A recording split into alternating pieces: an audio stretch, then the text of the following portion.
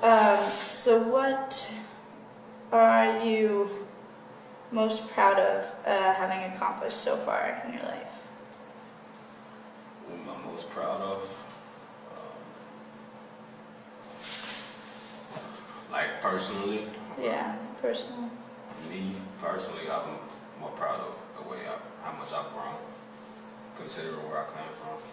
Because a lot of, like I said, you give them slim chances. So the ones that do make it all, the ones that actually choose to do something, I feel like those are the ones that should be like saluting themselves, because it's easy to fall for the drug game, what's around you, because that's all you see. But I feel like that pressure makes you, like pressure busts pipes. So I mean, either that pressure go bust your pipe, and you go keep on living, you go be your own man or woman. So what do you think, like, if you don't mind answering, people always assume that the people who fall into that lifestyle are bad or from the start they're just evil. So how do you think that what is the secret to you having made that choice not to fall for it, and they did? I say because I feel like a lot of people feel like they have to do it, you know what I mean?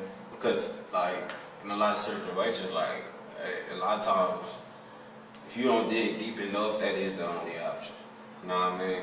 Because you can dig this layer, and this layer, but all in all, you might have to keep on digging, because the option way at the bottom, the one you look at really want or need. Mm-hmm.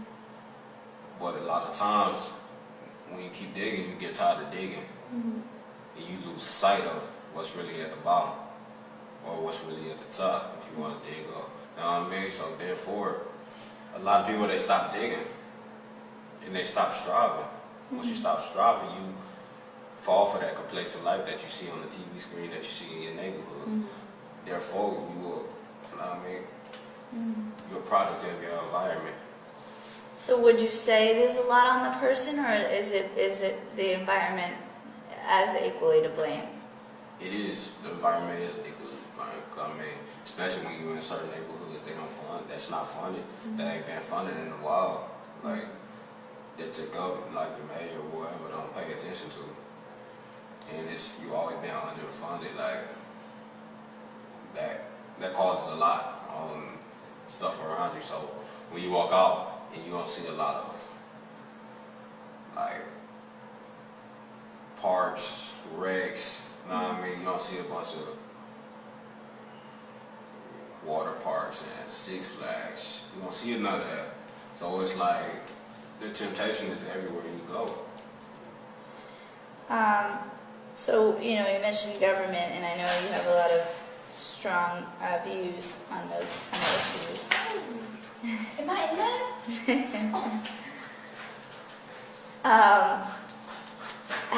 So do you think, how would government involvement help those situations? I feel like it'll show people that they got a chance, that they have hope. Like, and I feel like it starts within the community. That's why me personally, as far as voting for the president, I feel like that's not where I'm gonna start. So I gotta get back to communities first. I feel like it's level to everything. I feel like if I'm not giving my all to a community, then I can't just go straight to the top. I feel like it starts in the community with vote. Mm-hmm. And educate people on the vote, how to vote for who's running your community first. Because the president is running the world. So you gotta vote for who's running the community. And if you're not voting for, or you're not educated on, see, they don't bring balance to the school, that's have you voting for, you know what I mean, the council that's in your town. They don't do that. They don't educate you on that. So therefore, nobody knows who's running their town. They just know who's running this world. Like, and that's the thing that we need to, I feel like the system has failed at. Education on stuff that's gonna help you live really outside of school. What's gonna really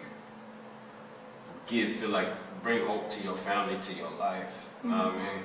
And I feel like in school they just preach to you, go to school, but afterwards it's like, what? You on your own. Why do you think that if you have an idea, why do you think that we have kind of let the local government go by the wayside. Because you're right, no one does vote, no one knows who the local mayor or whatever it is. Why do you think that happened? Because the way the society has changed a long time ago. Mm-hmm. So it's like how this world is so trendy.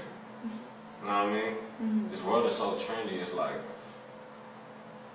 one day Black Lives Matter movement, the next Pokemon Go. You know what I mean? And it's like it keeps going. It never stops. Mm-hmm. It's trendy. So it's like you'll see a mayor poster or whatever, but It's not exciting. exactly. And then because you go to school and you don't hear about it. So it's like, it's just another poster to you. You know what I mean? It's just another sign to you. But you don't know who's really educating you on that. Because people don't get it. When you in a certain neighborhood and you in a certain community, those problems, like, a lot of stuff feel irrelevant to you because you trying to find out how you go eat the next day. You know what I mean? So it's so many problems you already got. You can't really think about just that. Like, because you got to worry about so much other stuff. You're not being educated on that other stuff. You know what I mean? So a lot of people where you're from don't vote for anything? I mean, if they do, they just do it because it's the trendy topic. Like, with Obama, a lot of people voted for him because he's black. I'm like, I'm not going to I'm not about to vote for a man to run me for just because he's my skin color. Like, what? Did you And like that's just him? Huh? No, go ahead. No, I didn't like him. Mm-hmm. Yeah. Because he made appearances for the media. He made it to me he made appearances just so he can say he was there. He was there. You know what I mean? And like a lot of people, like, that's why I say, and that's why a lot of people expect my opinion. A lot of people won't say this, won't come out and say that, especially not in my race. I didn't like him. Like, I mean, what has he done? Like, he's scared to fight for his people because he don't want to make it seem like he favoritism. But it's like, if you see all this chaos in the world happening to your people, why not speak out on it? You don't think he's speaking out enough about all the... I feel like he's not, because like, I feel like the way you go gain the trust of your people, because that's the thing, he wanted the trust of his people when he wanted to get in office. But after we got him into the office, he didn't care about what we was doing. Like, Obama cared for everybody, but what people don't get is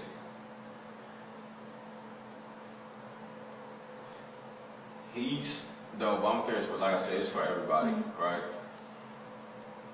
What he should have did is made it, because if you look at communities that's being underfunded on purpose, he should have went in those communities that's been underfunded on purpose and actually did something that specifically is for that community. Okay. What do you mean by underfunded on purpose? Like, there's a school system that's been, shut down, and like apartments knocked down, and the projects, like, that would never be fixed because nobody pays attention to them. They like, oh, well, they say if it ain't broken, don't fix it, but these are broken. Why is it not being fixed? Do you think there's something to be said that, like, he wouldn't be able to because of pushback from Congress? And that's what he's scared of. I don't want to vote for somebody that's scared. You know what I mean? I don't want to vote for somebody like that. So what are your thoughts on the current candidates? They don't mean nothing to me. Like, I don't think about them. That's how bad it is. You don't think that Clinton would fight? I don't. Because, for me, it's like experience is the best teacher. You can only see, like, you can see so much stuff, like, over and over again, but, like, after you keep on seeing it, you don't see no change. All you see is that. We got the same world issues, they just getting worse. Would you think Bernie have been any different? Yeah, but like I said, for me, I feel like he just kind of laid down like you know what I mean? He just laid down, like, I feel like when he starts smelling defeat, instead of fight, I would have respected him more if he just started fighting on water. Do you think is there somebody out there that you know of that would have been good? No. But like I said, I'm not. At the end of the day, it is what it is. Like it's so much scrutiny and so much like. I feel like the whole election and campaign is just a lot of it is rigged to me. And that's just my personal opinion. Just because if you set up the order of how stuff happens, it's like it's so trendy. Like, okay, I expect them to do this. I expect this to come. It's like all about timing. It's like when somebody drop an album. Like it's all about timing. How the mood is set. Oh, I'm gonna come out with this. Or, cause look, think about it. They don't write their own speeches. So think about it. If somebody don't write their own speeches, this person that is writing their speeches, or whoever's giving all the, like, they don't set up their own press. They don't set up when they about to go out and all that stuff and talk. Whoever is setting up that time for them to go talk, it's when is the right time for you to talk. So it's all seasonal with me. So how do you think that, like, people on our small level, you know, with not a lot of influence, how do you think we go and fight to do something about it? That's the thing, you have to fight. Because, like I said, I love this Black Lives Matter, but the only thing I hate about it is because there's no end game. I wanted to get to that. What do you think about it in the controversy? Do you think there's a right or wrong? Do you think it's justified? I feel like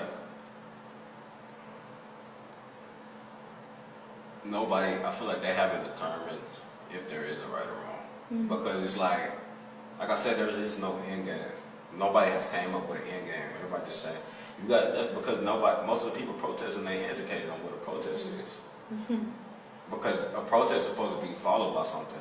A protest is something to get the word out. And to spread in the communities that, look, this is what's about to happen. This is the movement that's about to happen.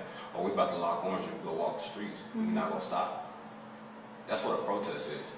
And then the end game is followed up by a bunch of educated people that's writing down, okay, now that this protest is led, now it's time to spread. Because think about it, when the album was surfacing, right? Or they go drop a mixtape before they drop the album. Then they go go on the interview, right? They will go on the Breakfast Club or something, get on the interview and say, okay, look, this is when my album date is dropping. So you're saying that they need a goal. So what should the goal be? I feel like the goal should be, while you protesting and doing all this, your end game has to be, don't fall for the next trend. Like, it's a protest. Okay, we marching, we doing all this, you know what I mean, we giving back, boom. Everybody feeling good about what they doing, right? Now the next step is, when you see the next thing on social media or wherever, like I said, Pokemon Go. One week it was Black Lives Matter, the next was Pokemon Go. I'm like, you can't do that. You have to say it. Because when that next trend comes out, you got to say, oh, well, we still on this, we still marching. That's the only way people gonna take you serious. So you're saying, like, you know, don't let Pokemon Go become more important than Black Lives Matter. Exactly. Or not even just that. Don't let it become more than your purpose. Period. If you're on your own purpose or whatever, you can't let something like that become bigger than what you're doing. You think the same people who are shouting Black Lives Matter are playing Pokemon Go? Yes. And that's the problem right there. It's like, where does it stop? So with the Black Lives Matter movement, though, you know, it's all about police brutality and racism in the force. So what would you say it needs to be? What would you say needs to change in the police structure and how things are done to make these shootings stop? I feel like the training has went down. Honestly, I feel like I feel like you have to genuinely want to do your job, not just for a paycheck. And I feel like that's with anything you do. If you genuinely want to do their job to protect and serve, then you want to see this stuff happening. Because that's anything you do. This is genuinely your job and you love this job, So why you gonna disrespect their badge? You know what I mean?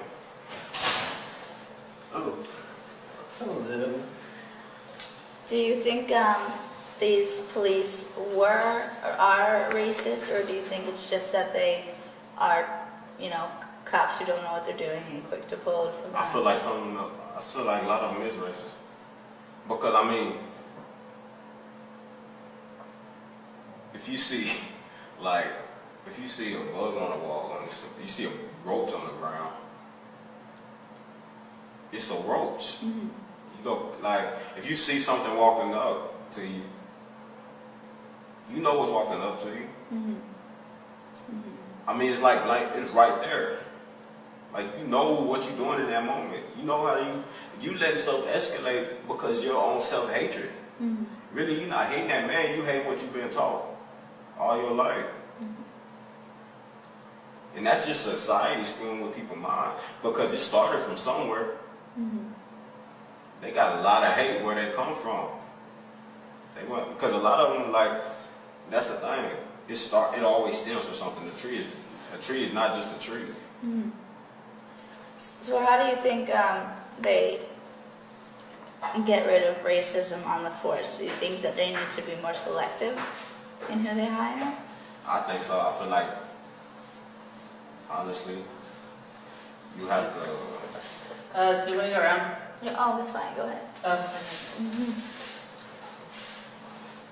I feel like, honestly, for one, the good cops, this thing with me, I'm not about it, I feel like the good cops, there is some good cops, but I feel like with anything else, okay, why are you not, with anything else, if somebody goes sell drugs and I'm with them, right, but I don't say nothing, or I don't get out, or I'm still with them, right, I'm guilty by association. Why is that true on the streets, but it's not true when you're talking about the justice system?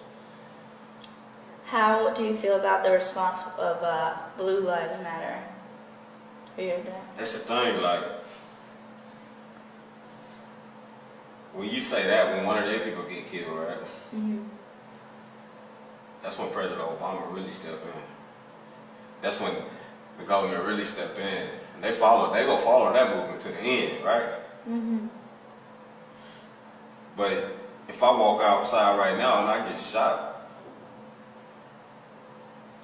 it's gonna last, what, a week or two? But it's like these videos is going viral though. Like, and people trying to justify what's really happening. Like, that's what makes me mad. You see it in plain sight. This is viral. Like a while ago, this wasn't viral like it is now. That's why I'm saying social. Like, you see this man getting shot and killed right in front of you, and you go try to justify why? What do you think the line of why is? Like, every circumstance has been different. Some cases they said they thought they drew a weapon. Some cases have blatantly been not. There was no weapon. So what do you think has to happen for that police officer to be justified? For me, look, I feel like this. It's like this. You get trained to shoot. You get trained where to shoot, you know where to shoot. Like, you know where to aim at. You know where the arteries and all that's at. You know where you're about to shoot. Before you to let a load off and not even think, like, you literally shooting this man, like, not once, not twice, not 3 times. I'm like, come on now. Like in Chicago, they shot a man 16 times. Like, come on. Like, they not aiming for the, and it's like where they aiming for.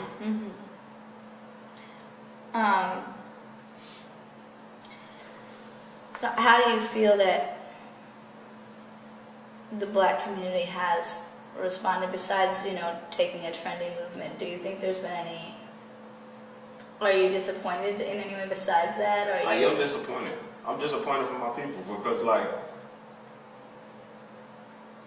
nobody is still, like, people still living their same lives.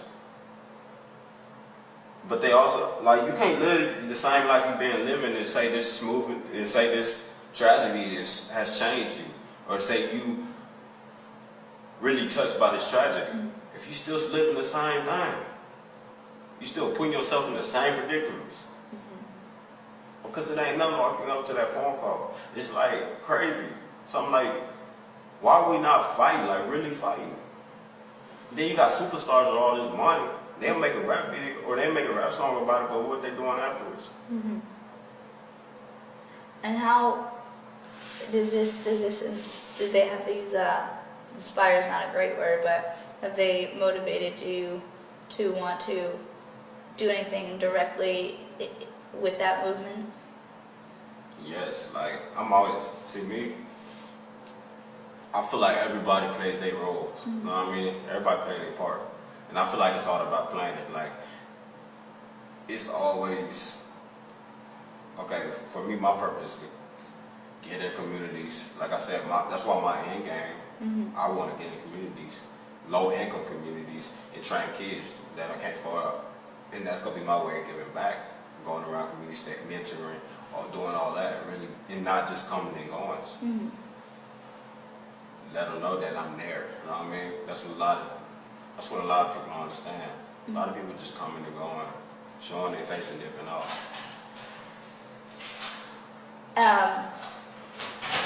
Have you been exposed to anybody who did that, who was involved in the community in that level? I mean, I've met somebody that was like really down. I mean, that it's like, he like my uncle, like he really he a stand-up guy, like mm-hmm. He don't wake up and feel like he going to work because he doing something he love. You know, those people are rare nowadays. You know what I mean? Mm-hmm. He love every day, like what he do. So that's like, that's my main focus, where I'm striving to get at. You know what I mean? So when I get there, because no money can buy that. That's the thing. Like, no money can buy true happiness. Mm-hmm. It can buy something temporary. It can buy that car that you always wanted. Mm-hmm. You can do that, you know what I mean? But all in all, like, when you sit down, you ain't got none of that, damn. Money can't buy that. Mm-hmm.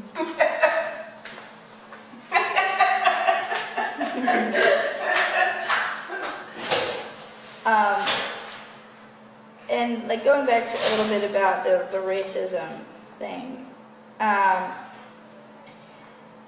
think that how do you, like, I consider you to be against the norm, but I think that's just because that's the stereotypes that we have. So how do you respond to stereotypes like, you know, forgive me for saying it, but like the blacks are lazy or they're irresponsible or whatever? How do you, and do you hear that? Do people think that of you? Of course. I love it. Because if you not, I feel like this, if you're not talking about something, I ain't doing something right. Mm-hmm. So I love giving people something to talk about.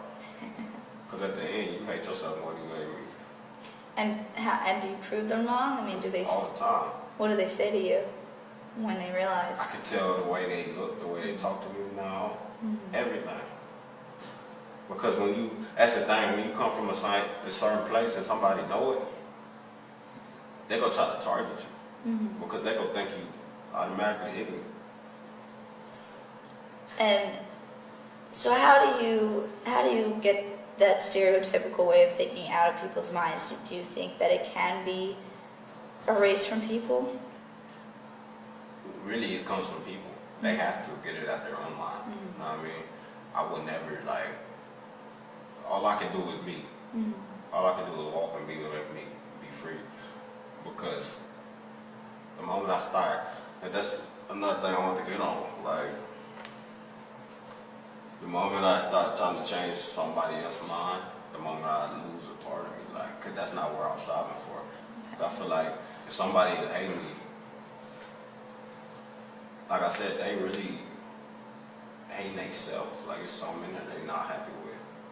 And that's on them to fix. Mm-hmm. And when they fix that, then they no longer gonna be blind to their greatness that they see in front of their face. That potential that they see in front of their face, and now they go walk with you. But until then, I'm looking behind, like what? I don't know. And how, it's my belief that if people got out and were exposed to people like you, that would change it. So do you think that exposure would help, or is there more than that? I feel like if they go expose themselves, like I said, it goes back to it's something else. They have to be willing to take them blinders off and say, look, it has to be more. I can't just judge people off of their appearance, off of where they come from. You know what I mean? You can't, because you forever will not be happy. You want to see the true luxury in life and the true genuine people in life. Because most of the time, the most genuine people is the ones that came from nothing. Like, and that's straight up because they know, like, most of them don't take it for granted. But they know what it feels like not to have nothing. But a lot of them, they become vanity slaves because they don't know what it feels like to have nothing. Vanity slaves? Yes. And a vanity slave is somebody, that's like if I say I get my first meal, or I get my first real check, instead of going out and giving it to a community or investing in something that has a greater purpose, I'm going to go buy. Nah, I mean, like I said, the car I wanted, I'm going to go blow it, I'm going to go splurge, you know what I mean, on something that's, when I buy it, it ain't going to mean nothing after the next week. But I could have made a lasting impact somewhere else. That's a vanity slave. Okay. So they kind of forget. Because they wasn't taught how to manage their money when they get it, because they ain't never had it. That goes back to that education.